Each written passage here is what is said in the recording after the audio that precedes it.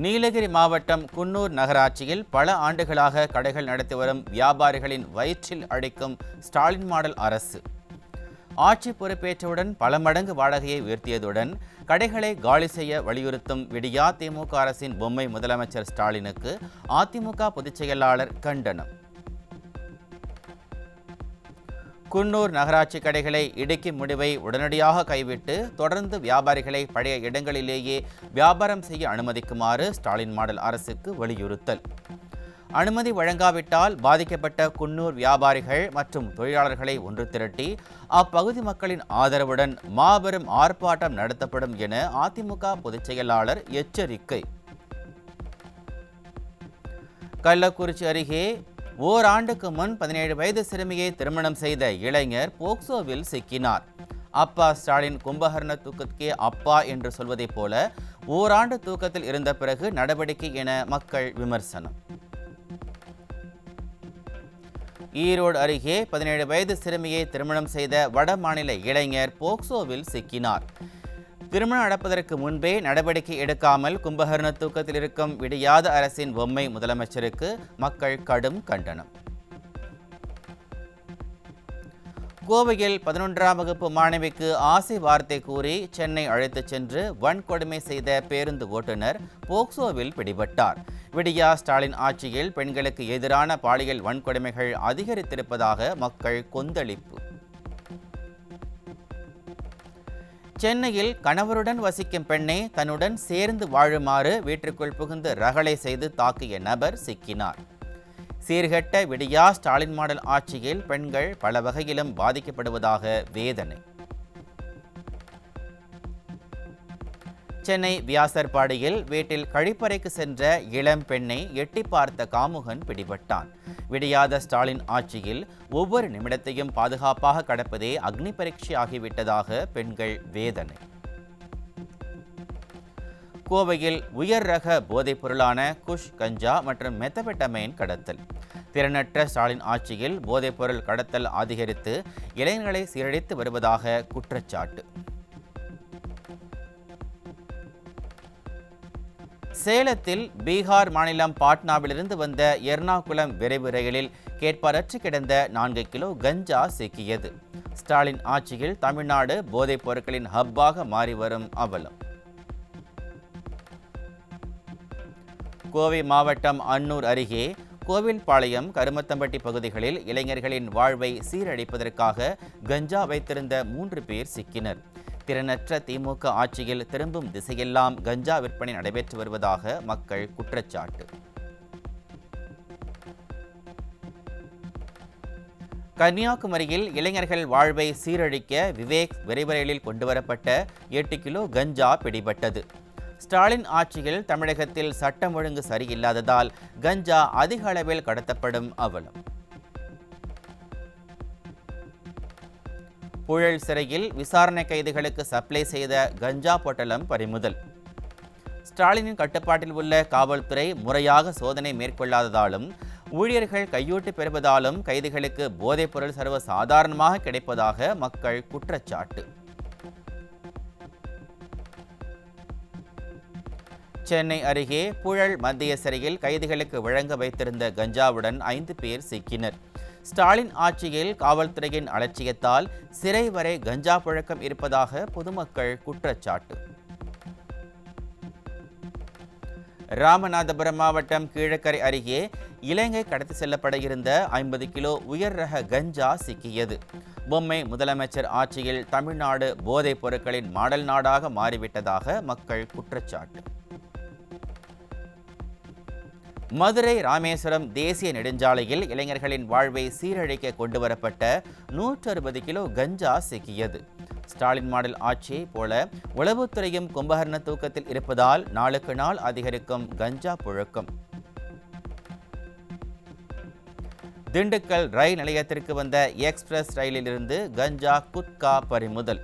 ரயில் மூலம் போதைப் பொருட்கள் கடத்தல் சம்பவங்கள் தொடர்கதையாகி வருவதாக மக்கள் குற்றச்சாட்டு. சென்னை கொளத்தூரில் இளைஞர்களின் வாழ்வை நாசமாக்கும் மெத்தபெட்டமைன் போதைப்பொருள் வைத்திருந்த 3 இளைஞர்கள் சிக்கினர். பொம்மை முதலமைச்சர் ஸ்டாலின் ஆட்சியில் தலைநகரம் போதைப் பொருட்களின் கூடாரமாக மாறிவிட்ட அவலம். விருதுநகர் மாவட்டம் ராஜபாளையம் அருகே கஞ்சா விற்பனை மற்றும் கஞ்சா போதையில் இளைஞர்கள் ரகளையில் ஈடுபடுவதை தட்டி கேட்ட இளைஞர் கொடூர கொலை. பொம்மை முதலமைச்சரின் செயலற்ற தன்மையால் போதைப் பொருட்கள் நடமாட்டம் மற்றும் அதனால் நிகழும் கொலைகள் அவுட் ஆஃப் கண்ட்ரோலில் சென்று கொண்டிருப்பதாக மக்கள் குற்றச்சாட்டு. கிருஷ்ணகிரி அருகே நாடக கலைஞர் வெட்டி படுகொலை செய்யப்பட்ட கொடூரம்.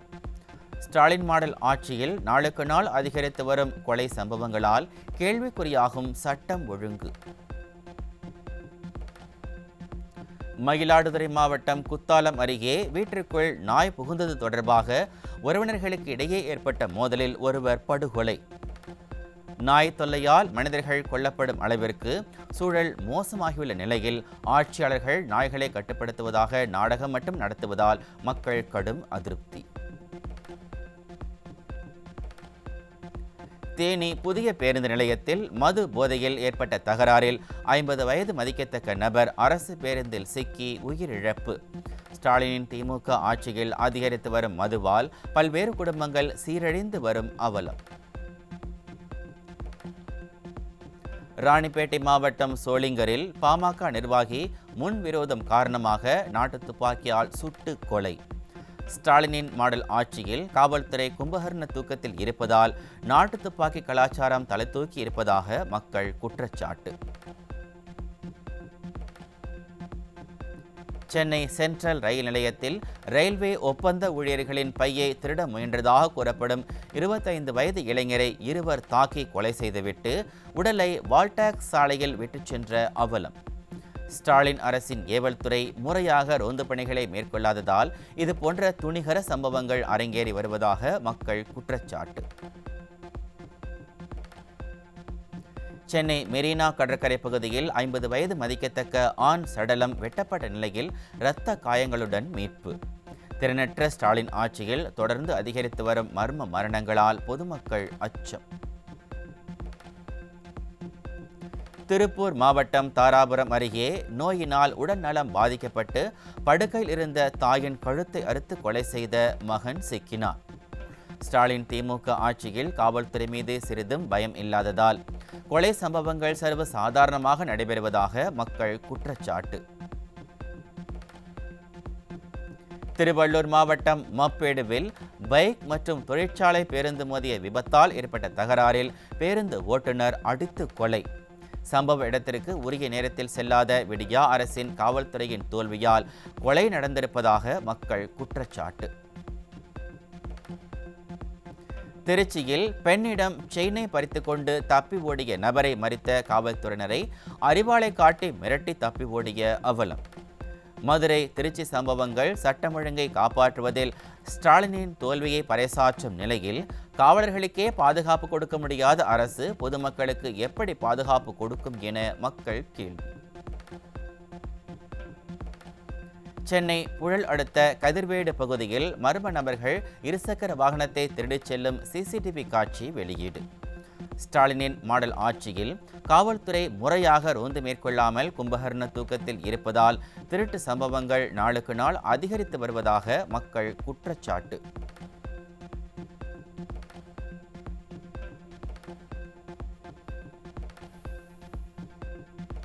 சென்னை மெரினா, பெசன்ட் நகர் மற்றும் பல்வேறு இடங்களில் சாலையோர வாகன நிறுத்த கட்டணம் 1 மணி நேரத்திற்கு 20 ரூபாய் என நிர்ணயிக்கப்பட்டிருப்பதால் பாதிக்கப்படும் நடுத்தர மக்கள்.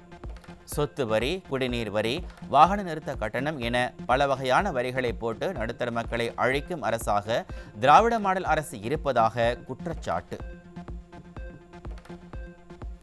எண்ணூர் முகத்துவாரத்தில் உள்ள எண்ணெய் படலங்களால் மீன்களின் இனப்பெருக்கம் பாதிக்கப்படுவதுடன் மீனவர்களின் வாழ்வாதாரமும் பாதிக்கப்படும் அபாயம். கும்பகர்ண தூக்கத்தில் இருக்கும் மாசு கட்டுப்பாட்டு வாரியம் எண்ணெய் படலத்தை முழுமையாக அகற்றுவதுடன் சம்பந்தப்பட்ட நிறுவனம் மீது உரிய நடவடிக்கை எடுக்க வேண்டும் என மக்கள் வலியுறுத்தல். கனமழை எச்சரிக்கை காரணமாக நீலகிரி மாவட்டத்தில் உள்ள 4 தாலுகாக்களில் உள்ள பள்ளிகளுக்கு மட்டும் இன்று விடுமுறை அறிவிக்கப்பட்டுள்ளது என்ற அண்மை செய்தியை பார்த்தோம். தொடர்ந்து மற்ற செய்திகளை பார்க்கலாம். சென்னை கூவம் ஆற்றின் முகத்துவாரத்தில் சேர்ந்துள்ள அதிக அளவிலான பிளாஸ்டிக் கழிவுகளால் சுற்றுச்சூழலுக்கு பாதிப்பு. விடியா ஸ்டாலின் அரசு பல கோடி ரூபாய் ஒதுக்கீடு செய்தும் முறையாக செலவு செய்யவில்லை என மக்கள் குற்றச்சாட்டு. தேனி மாவட்டம் வைகை அணையிலிருந்து நீர் திறக்கப்பட்டதை அடுத்து கரையோர மக்களுக்கு வெள்ள அபாய எச்சரிக்கை. 45 நாட்களுக்கு தொடர்ச்சியாகவும் அடுத்த 75 நாட்களுக்கு முறை வைத்தும் மொத்தம் 120 நாட்களுக்கு தண்ணீர் விடப்படும் என அறிவிப்பு. கடலூர் மாவட்டம் சிதம்பரம் அருகே நாட்டு வெடி தயாரிப்பு கூடத்தில் ஏற்பட்ட வெடி விபத்தில் பெண் உடல் சிதறி பலி. ஸ்டாலின் ஆட்சியில் பாதுகாப்பின்றி செயல்படும் வெடி தயாரிப்பு கூடங்களில் நடவடிக்கை எடுக்காமல் அலட்சியமாக இருப்பதால் அப்பாவி மக்கள் பலியாகி வருவதாக பொதுமக்கள் குற்றச்சாட்டு. நீலகிரி, கோவை, திருப்பூர், திண்டுக்கல், தேனி, தென்காசி மாவட்டங்களில் இன்று கனமழைக்கு வாய்ப்பு. ஜூன் 17ஆம் தேதி நீலகிரி, கோவை மாவட்டங்களில் கனமழைக்கு வாய்ப்பு என சென்னை வானிலை ஆய்வு மையம் தகவல்.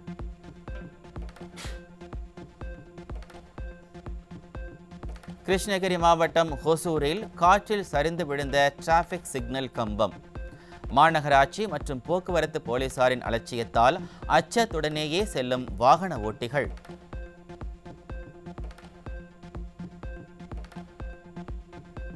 தேனி மாவட்டம் அன்னஞ்சியில் பழமை வாய்ந்த காளியம்மன் கோவிலை அபகரிக்க முயலும் நோக்கில் திமுக அமைச்சரின் உதவியாளர் கோவிலுக்கு பூட்டு போட்டு முடக்கி வைத்திருப்பதாக குற்றச்சாட்டு. தேனி மாவட்டத்திற்கு வருகை தரும் உதயநிதி ஸ்டாலினுக்கு எதிராக கருப்பு கொடி காட்டி போராட்டம் நடத்துவோம் என அந்த பகுதி மக்கள் எச்சரிக்கை. தேனியில் பொதுமக்களின் கோரிக்கையை கண்டுகொள்ளாத மாவட்ட நிர்வாகம் உதயநிதி வருகைக்காக அவசர கதியில் போடப்படும் தார் சாலைகள். மக்கள் விரோத ஸ்டாலின் ஆட்சியில் அவசர கதியில் போடப்படும் தார் சாலை எப்படி தரமானதாக இருக்கும் என மக்கள் கேள்வி. கடந்த சில மாதங்களாக ஹெப்படைட்டிஸ் பி தடுப்பூசி பற்றாக்குறையால் அவதிப்பட்டு வரும் பல தனியார் மருத்துவமனைகள். அரசு துறையில் மருந்து கையிருப்பில் உள்ள நிலையில் பொதுமக்கள் முதன்மை சுகாதார நிலையங்களை நாடுமாறு அறிவுறுத்தப்பட்டிருப்பதால் மக்கள் அவதி.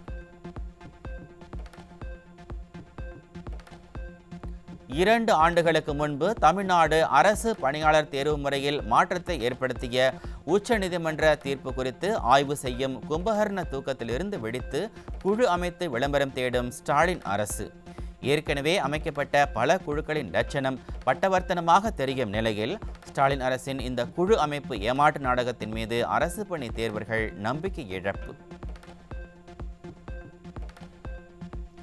சமூக வலைதளங்களில் 100% எழுத்தறிவு, இந்தியாவிலேயே நம்பர் 1 என கொக்கரிக்கும் ஸ்டாலின் ஆட்சியில் ஆயிரக்கணக்கான மாணவர்கள் பள்ளி படிப்பை இடையில் நிறுத்தும் அவலம். இடைநிற்றல் எண்ணிக்கையை மறைத்து விளம்பரங்களில் உண்மையை மறைக்க முடியாது என்பதை உணர்ந்து பொய் பிரச்சாரத்தை நிறுத்திக் கொள்ளுங்கள் முதலமைச்சரே என கல்வியாளர்கள் ஆவேசம்.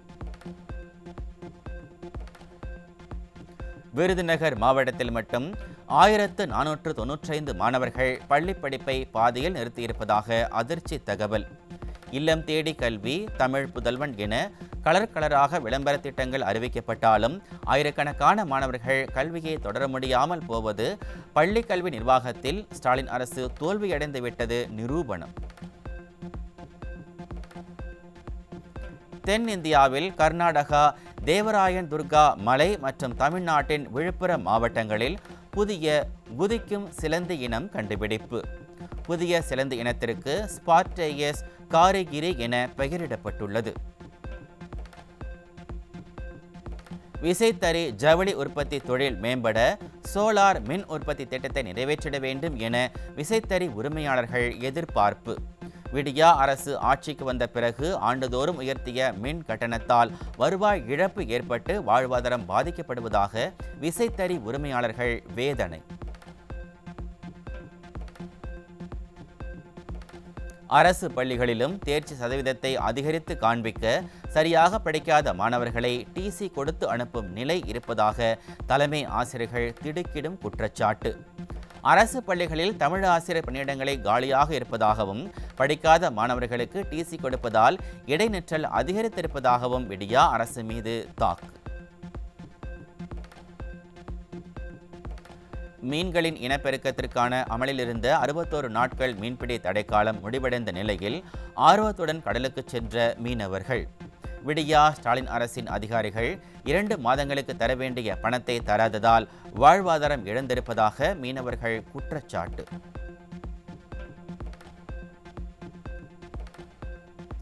சென்னை கொடுங்கையூர் பகுதியில் பிரபல பெருங்காய நிறுவனத்தின் பெயரை பயன்படுத்தி போலி பெருங்காயம் தயாரித்து விற்பனை. உணவு பாதுகாப்புத் துறையின் தொடர் ஆய்வுகள் இல்லாததால் இத்தகைய மோசடிகள் தொடர்ந்து வருவதாக மக்கள் குற்றச்சாட்டு.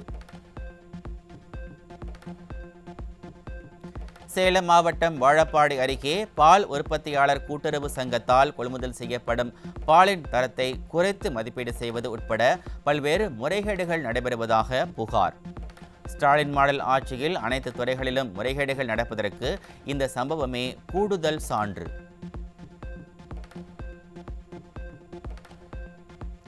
தமிழகத்தில் உள்ளாட்சித்துறைக்கு அரசால் வழங்கப்பட வேண்டிய நிதி தாமதம் காரணமாக திட்டங்கள், ஊழியர்களின் சம்பளம், ஓய்வூதியம் உள்ளிட்ட பணிகள் பெரிதும் பாதிப்பு.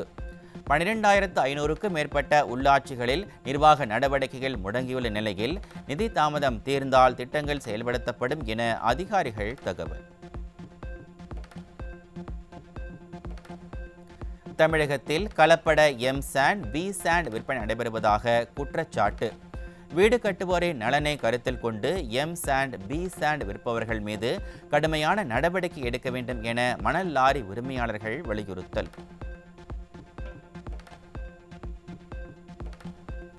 அரசு அறிவித்த ஊதிய உயர்வு வழங்கப்படாததால் டாஸ்மாக் ஊழியர்கள் கடும் அதிருப்தி.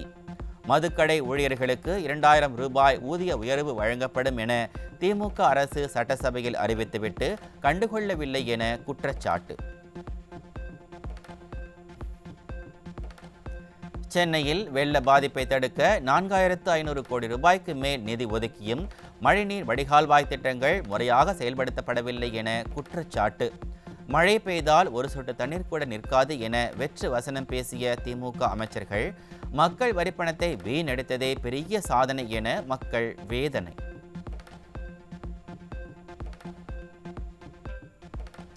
தமிழகத்தில் பயிர் செய்த நெல்லை அரிசியாக மாற்ற அரவை வசதி இல்லாததால் பாசுமதி நெல் உற்பத்தி விவசாயிகள் திண்டாட்டம்.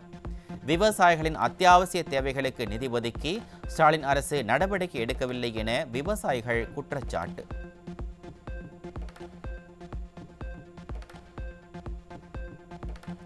நாமக்கல்லிலிருந்து தூத்துக்குடி துறைமுகம் வழியாக கடந்த மாதம் அமெரிக்காவுக்கு முதல் முறையாக 1 கோடி முட்டைகள் ஏற்றுமதி.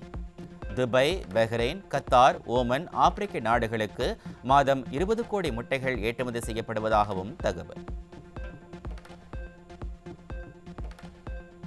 இத்தாலியின் வெனிஸில் உள்ள தீவில் சுமார் 100 கோடி ரூபாய் செலவில் நடைபெறவுள்ள அமேசான் நிறுவனர் ஜெஃப் பெசோஸ் லாரன் திருமணத்திற்கு வெனிஸ் மக்கள் கடும் எதிர்ப்பு. கோடீஸ்வரர்களின் திருமணத்தால் விலைவாசி உயர்வதாகவும் வெனிஸ் விற்பனைக்கு அல்ல எனவும் எதிர்ப்பு முழக்கம். மகாராஷ்டிரா மாநிலம் புனேவில் ஆட்சி நடுவே கட்டப்பட்ட பாலம் இடிந்து விழுந்து விபத்துக்குள்ளானதில் 6 பேர் உயிரிழந்த பரிதாபம். 20க்கும் மேற்பட்ட சுற்றுலா பயணிகள் ஆற்று எடுத்து செல்லப்பட்டிருக்கலாம் என கூறப்படுவதால் தேடும் பணி தீவிரம்.